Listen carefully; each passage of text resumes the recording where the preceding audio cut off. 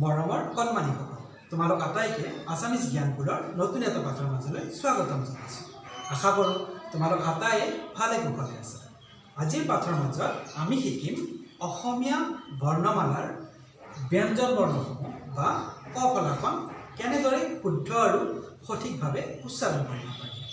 তোমালোকৰ মাজৰ বহুতেই হয়তো ইতিমধ্যে ক ফলা বা ব্যঞ্জন বৰ্ণখন শিকিছা আৰু উচ্চাৰণ কৰিব শিকিছা, কিন্তু আজি আমি শিকিম এই ব্যঞ্জন বৰ্ণখনৰ সঠিক আৰু শুদ্ধ উচ্চাৰণ কেনেদৰে কৰিব লাগে। তেনেহ'লে দেৰি নকৰি ব'লা আমি আৰম্ভ কৰোঁ আজিৰ পাঠ। এইখন হৈছে অসমীয়া ক ফলা বা ব্যঞ্জন বৰ্ণ। এতিয়া প্ৰথম মই তোমালোকক ব্যঞ্জন বৰ্ণখন পঢ়ি শুনাম আৰু তোমালোকে মনোযোগ সহকাৰে উচ্চাৰণটো শুনিবা। অসমীয়া ব্যঞ্জন বৰ্ণৰ প্ৰথম বৰ্ণটো হৈছে ক বৰ্ণ। ক, খ, গ, ঘ, ঙ। এইটোত মন দিবা, এইটো উচ্চাৰণ মই কৰিছোঁ ঙ, এইটো উঙ বুলি কোৱা হয়। ইয়াৰ ঙ হৈছে শুদ্ধ উচ্চাৰণ, সেইকাৰণে এইটো উচ্চাৰণ কৰিবা ঙ। প্ৰথম চ, দ্বিতীয় চ। যেতিয়া প্ৰথম চটো উচ্চাৰণ কৰোঁ, প্ৰথম চটো অকণমান কোমলকৈ উচ্চাৰণ কৰিব লাগে, প্ৰথম চ। যেতিয়া দ্বিতীয় চটো উচ্চাৰণ কৰোঁ, তেতিয়া দ্বিতীয় চটো দৃঢ়ভাৱে উচ্চাৰণ কৰিব লাগে, দ্বিতীয় চ। বৰ্গীয় জ, জ, য়।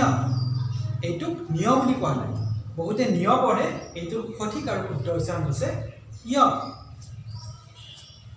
মূৰ্ধন্য ত, মূৰ্ধন্য থ, মূৰ্ধন্য দ, মূৰ্ধন্য ধ, মূৰ্ধন্য ন।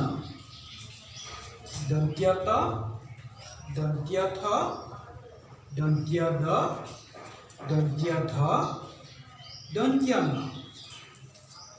প, ফ, ব, ভ, ম। অন্তস্থ জ। কি বুলি উচ্চাৰণ কৰিছোঁ?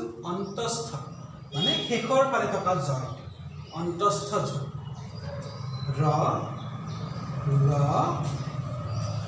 ৱ। এইটোক অব্যয় বুলি উচ্চাৰণ কৰা নাই, এইটো সঠিক আৰু শুদ্ধ উচ্চাৰণ হৈছে ৱ। তালব্য শ, মূৰ্ধন্য ষ, দন্ত্য স, হ, খ। বহুতে এইটোক সক্ৰিয় বা ক্ষয় বুলি উচ্চাৰণ কৰে, কিন্তু ইয়াৰ সঠিক আৰু শুদ্ধ উচ্চাৰণ হৈছে খ। দৰে ৰ বা দ বিন্দুৰ ৰ, ধৰে ৰ বা ধ বিন্দুৰ ৰ। য়, খণ্ডত অনুসাৰ বিসৰ্গ চন্দ্ৰবিন্দু। এইখন হৈছে আমাৰ ক ফলা বা ব্যঞ্জন বৰ্ণ, আৰু এইটো হৈছে সঠিক আৰু শুদ্ধ উচ্চাৰণ। এতিয়া তোমালোকে ইয়াৰ সঠিক আৰু শুদ্ধ উচ্চাৰণটো জনাৰ কাৰণে মোৰ লগে লগে একেলগে পঢ়িবা, তেতিয়া তোমালোকৰ এই উচ্চাৰণবোৰ সম্পূৰ্ণভাৱে স্পষ্ট হ'ব।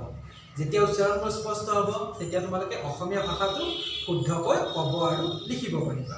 এতিয়া ব'লা মোৰ লগে লগে একেলগে উচ্চাৰণ কৰিবা। ক, ক, খ, খ, গ, গ, ঘ, খ, ঙ, ঙ। প্ৰথম চ, প্ৰথম চ। দ্বিতীয় চ, দ্বিতীয় চ। বৰ্গীয় জ, বৰ্গীয় জ, জ, জ। য়, য়। মূৰ্ধন্য ত, মূৰ্ধন্য ত, মূৰ্ধন্য থ, মূৰ্ধন্য থ, মূৰ্ধন্য দ, মূৰ্ধন্য দ, মূৰ্ধন্য ধ, মূৰ্ধন্য থ, মূৰ্ধন্য ন, মূৰ্ধন্য ন। দন্ত্য ত, দন্ত্য ত, দন্ত্য থ, দন্ত্য থ, দন্ত্য দ, দন্ত্য দ, দন্ত্য থ, দন্ত্য থ, দন্ত্য ন, দন্ত্য ন। প প ফ ফ ব ব ভ ভ ম ম অন্তস্থ জ অন্তস্থ জ র র ল ল ও ও তালিবীয় খ তালিবীয় খ মূৰ্ধন্য খ মূৰ্ধন্য খ দন্তীয় খ দন্তীয় খ হ হ খ খ দৰে ৰ বা দ বিন্দুৰ ৰ দৰে ৰ বা দ বিন্দুৰ ৰ ধৰে ৰ বা ঠ বিন্দুৰ ৰ ধৰে ৰ বা ঠ বিন্দুৰ ৰ য় য় খণ্ডত অনুসাৰ